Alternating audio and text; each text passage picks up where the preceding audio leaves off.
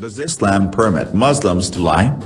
Muslim scholars teach that Muslims should generally be truthful to each other, unless the purpose of lying is to smooth over differences. There are several forms of lying to non-believers that are permitted under certain circumstances, the best known being al-taqiyya. These circumstances are typically those that advance the cause of Islam, in some cases by gaining the trust of non-believers in order to draw out their vulnerability and defeat them. It is impossible to understand Islam and Muslims by listening to their protestations against terror and their proclamations of patriotism for America. Usually, it is wise and fair to give people the benefit of the doubt, but when it comes to national safety and the future of America, we had better look twice, even thrice, at Muslim patriotism. Why? Because Islam permits lying. It is called al-taqiyya. One Muslim said that al-taqiyya means dissimulation, then he expanded it to diplomacy, but he should have gone further to deception. Now some Muslims who do not follow the Quran are as faithful Americans as any of us, but the problem is, we cannot know.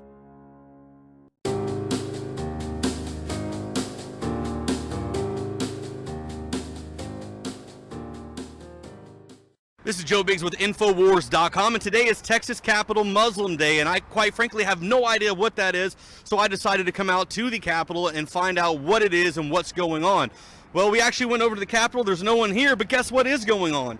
There is a call to prayer by a large group of Muslims inside of a United Methodist Church. I'm not a very religious person, but I've never heard of this going on before, that you would allow a group of another faith come in and pray on your altar.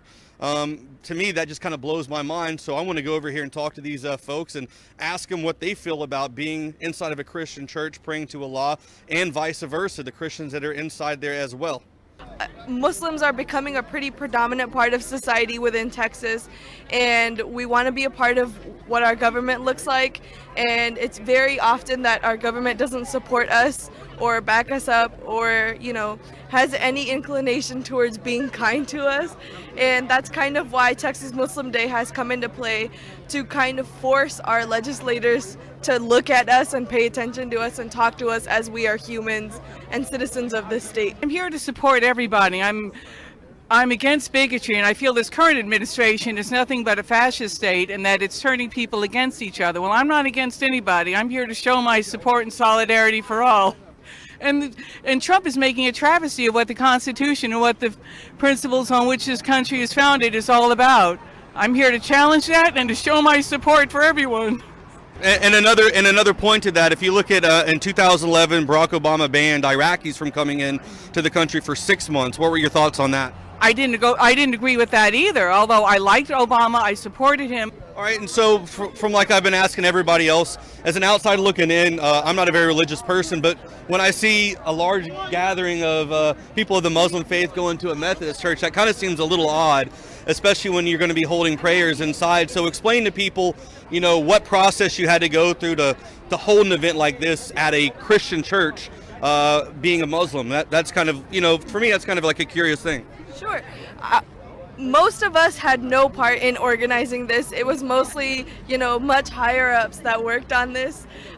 CAIR was the main, group to push this forward, and we're really, really proud of the work that they've done. CAIR was the main, group to push this forward. Whoa, hold on. So the same CAIR, the same Council of American and Islamic Relations, the same one that National Review did a story on called "Is CAIR a Terror Group?" The same one where it says this: "We who follow the Islamist movement fell off our collective chair on November 15th when the news came that the United Arab Emirates cabinet had listed the Council on American Islamic Relations as one of 83 prescribed terrorist organizations, up there with the Taliban, Al-Qaeda, and ISIS. Those are the people that allowed you to be able to work with the Christian church to do this Jedi mind trick, to blur the lines between multiple religions so we could see a one world religion, to see Christians and Muslims sitting there praying at the same altar. It's a little fishy.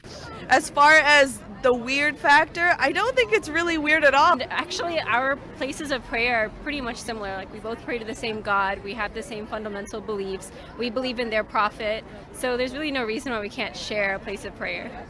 And what are your views on, say, local U.S. governing laws versus Sharia law? And I'm only asking questions that, you hear a lot of stuff about, just so we can actually get it from your point of view so other people can kind of learn. Sure. A lot of people are pretty turned off by the word Sharia. Yeah. Wonder why. There's not much to it, really. A lot of the laws and governances within the term Sharia law are actually protected by the Constitution already. So I think it's just like, a taboo word that government is using to scare people, really. But there's not much to it. It's really just the same fundamentals that are laid out in the Constitution. So what you're saying is that Sharia law and the U.S. Constitution are a lot alike with American laws? Negative. Under Sharia law, wives can be beaten. Under Sharia law, females enjoy fewer rights than males. Under Sharia law, marriage and sexual intercourse with prepubescent girls is permissible.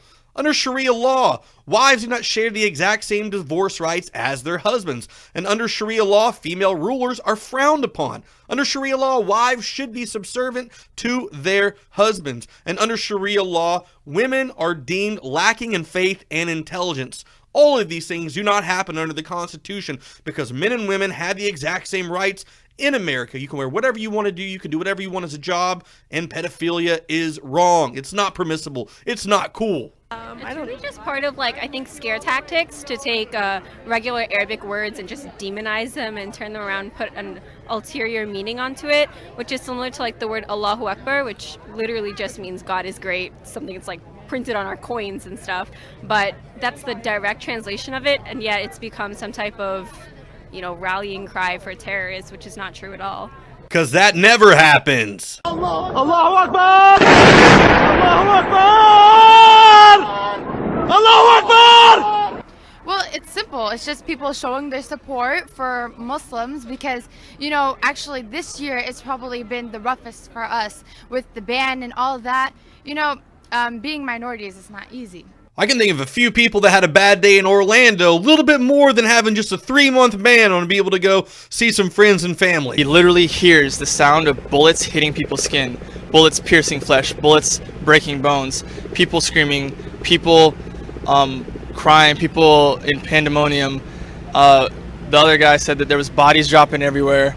We had to be quiet because everybody whose phone was ringing and any noise he heard, he was going in that direction and just shooting people and killing them. That's what Trump is trying to do, to induce the fear.